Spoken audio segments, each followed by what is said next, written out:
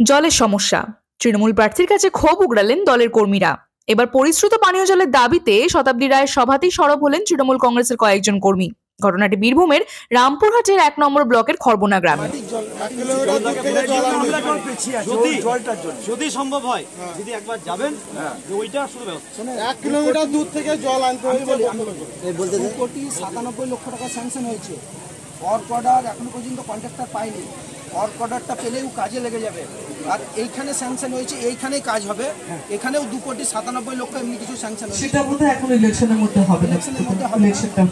Election পর একটু তাড়াতাড়ি কন্ট্রাক্টরকে বলতে হবে কাজটা স্টার্ট করতে। টেন্ডার হয়ে গেছে, পেয়ে গেছে। টেন্ডার হয়ে গেছে। কন্ট্রাক্টরের সাথে যোগাযোগ রেখো যে যাতে ইলেকশনটা শেষ হলে যেন কাজটা শুরু হয়।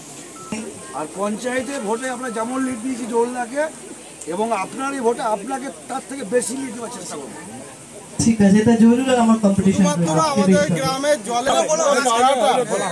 বহুদিন ধরে আমরা এই যাবে না যা বলছি যাবে। এই যে মিডিয়া কভার করছে না ওটা, ওই অবধি তো দেখাবে।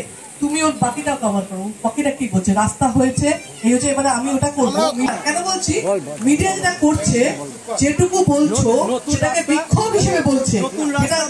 আমি আমার ফেসবুকে ছাড়বো যে ওরা কতটুকু দেখাচ্ছে আর তাদের আমাদের বদনাম হচ্ছে।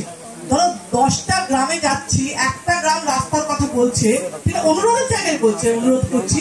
ওরা করছে কি 9টা দেখাচ্ছে না যে 9টা দেখা ভালো বলবে, একটা সেটা দেখিয়ে দেখে পাগল করছে। যদি রিসেন্ট আপনার 12 লাখ টাকা পেয়েছি, আপনার আর আমাদেরকে বাদ বাকি লক্ষ্মীর ভান্ডার থেকে একটাও প্রকল্প আমাদের বাদ নাই।